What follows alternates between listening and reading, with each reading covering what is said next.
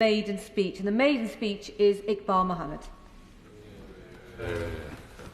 Thank you, Madam Deputy Speaker, for giving me the opportunity to make my maiden speech today.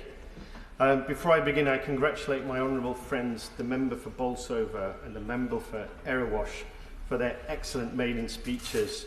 They have set a high bar that I will struggle to match. I begin also by thanking the people of Dewsbury and Batley for the trust they have placed in me. I am honoured and humbled to be their representative and the voice for all residents. Dewsbury and Batley is a newly formed constituency, so I thank my two predecessors. First, I thank Kim Ledbetter for her service as MP for Batley and Spen. She helped secure funding for the town centre and became an MBE for helping promote social cohesion and tackling loneliness. I wish her well as the new member for Spen Valley. Next, I thank Mark Eastwood for his service as MP for Dewsbury. He was a man of great perseverance and helped secure over £40 million in funding for the town. I am honoured to follow Mark as the second local born and bred MP for Dewsbury. Madam Deputy Speaker, I stand here as the eldest of 6 children born to Gujarati Indian immigrants who came here in the 60s. I am an immensely proud and passionate, no-nonsense British Indian Muslim Yorkshireman who grew up on a council estate in Dewsbury Moor on free school meals and school uniforms. My late father, Ghulam Ahmed, and my mother, Noor Jahan Fatima, gave us love, put food in our bellies, and taught us proper British and Islamic values, such as honesty, integrity, hard work, friendship, compassion, and wanting the best for others. Madam Deputy Speaker, my political journey started when I was around 9 or 10 years old, when I remember standing in front of my parents' wardrobe mirror and asking God to make me one of 2 things when I grew up. I asked to be either a Blue Peter presenter, because a job which paid you to travel the world, do amazing activities, and be on TV was surely the best gig in town. Or, and I didn't know why at the time, I asked God to make me a parliamentarian. I do remember looking down at the colour of my skin and thinking that this might be difficult. But here I am today in the most diverse parliament in history, where I look forward to breaking down barriers, making friends, doing good and preventing harm. Now, if a Blue Peter producer is watching, I'm still available for a guest appearance or a Christmas special. Madam Deputy Speaker, I would like to put on record my heartfelt thanks to my amazing wife, Asma, who has been a pillar of support to me and my whole family for over 30 years. I also thank my teachers, wider family, campaign team, and everyone who ever helped me get to where I am today. Madam Deputy Speaker, one of the meanings of the name Dewsbury is God's town, which is reflected today in its diverse communities living in harmony and the many places of worship. It is home to the famous Dewsbury Market, which was established in the 14th century and was my first place of employment, aged 14, on a wage of £4 a day. Dewsbury and Batley became a global textile centre during the Industrial Revolution and world leader in recycled wool textiles known as shoddy and mongo. Today, despite the lack of support, my constituency is a leader in bed and furniture manufacturing and competes with Bradford for the best curry in the UK. It is also home to the Dewsbury Rams and the Batley Bulldogs rugby clubs. Dewsbury and Batley have too many worthy sons and daughters to mention, including Nobel laureates.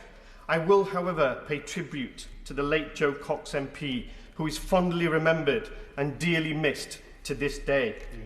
Madam Deputy Speaker, I stand today in the Mother of Parliaments, but it is a sad indictment of our democracy that most people in our country are dissatisfied by the mainstream parties and their policies, politics and behaviours. Many feel trampled on, ignored, powerless and disenfranchised. And I'm repeatedly told that politicians are all the same and just in it for themselves. People have lost hope and trust in politics and politicians, and it is our duty in this House to restore their faith by putting the interests of the people who elected us above ourselves, our careers, party donors, corporations and malign influences. After 15 weeks as an MP, it is unclear to me how the whip system is democratic and in what way expensive gifts can help MPs better represent their constituents. I hope to support the Modernisation and Standards Committee and work in this place in a way to help restore the trust of the people we represent. Madam Deputy Speaker, some have sought to present my election and those of other independents as sinister or a threat to democracy. In fact, I was selected from 12 applicants to stand as a sole independent candidate in an open, rigorous and democratic process. My election had nothing to do with sectarian politics or caricatures about Muslim voters being manipulated by their spiritual leaders. It did have everything to do with the state of our country and the raw anger over Tory complicity and Labour's refusal to call out the unfolding genocide in Palestine.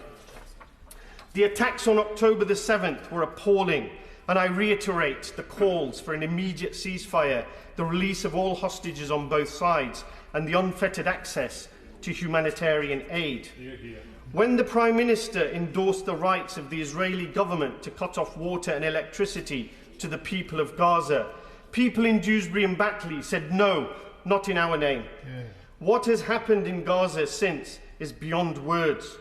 Earlier this month, the UN reported that Israel has committed war crimes and the crime against humanity of extermination in Gaza, adding to the ICJ conclusion in January that Israel's actions may plausibly amount to genocide. Madam Deputy Speaker, most British people want an immediate ceasefire, an end to the UK's complicity. They are sick and tired of the double standards, with politicians lining up to condemn and sanction Russian aggression in Ukraine, yet defend the most heinous crimes of Israel. The compassion for Palestinian lives is not inversely proportional to the compassion for Israeli lives, or vice versa. All lives are equal, and our compassion must also be equal. For the Prime Minister to call for a ceasefire while arming and defending Israel is meaningless and does nothing to bring an end to the killing. And for the Foreign Secretary to yesterday deny a genocide is even taking place because the Israelis have not yet killed enough Palestinians is shameful and is to willfully misrepresent what genocide is. Legal experts are warning that international law and the rules-based order is collapsing along with the rest of Gaza. On Sunday, I met Amin, a British Palestinian constituent from Gaza. He told me his 93-year-old father and whole extended family had been displaced, and nothing remains of their homes or life in Gaza. So, on behalf of Amin and his family and all the Palestinian people, I implore the UK government to take a moral and legal lead and do everything in its power to uphold the UK's obligation to halt the genocide and to end the 76-year-old long unlawful occupation. So, Madam Deputy Speaker, the ongoing genocide was a huge factor in my election, but it's not the only factor. Voters in Dewsbury and Batley have been hit hard by 14 years of Tory austerity and decades of local government failure that has decimated our public services. In one of my wards, 3 in 5 children are now living in poverty. And across Kirklees, the most deprived people live on average 8 years less than the least deprived. It therefore simply defies belief that among the first actions of this Labour government was to pick the pocket of pensioners by taking away their winter fuel allowance and to refuse to lift the 2-child benefits cap. The fact is, a huge number of our fellow citizens are in real financial distress every day of every week, and the government needs to take immediate action to help them. And I am concerned about what the impact of yet more austerity will do to community cohesion.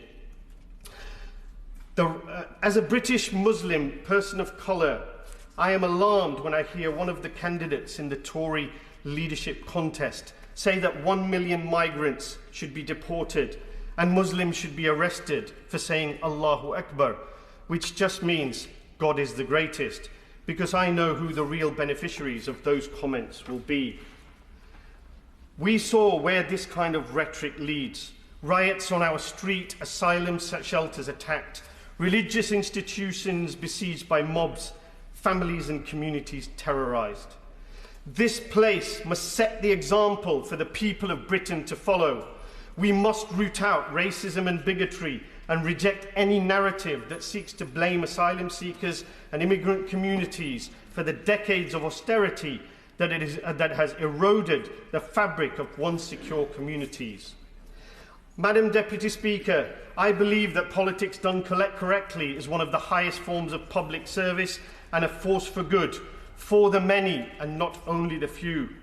For my time in Parliament, I promise to not deliberately cause any harm to my fellow members, our nation, the people of our country, or the wider world. And I am committed to working with all members and with all communities to create a more just and equal society, to end poverty and tackle inequality, to speak for those feeling forgotten about and who have been left behind, and to try and harness their grievances as a force for good. Thank you.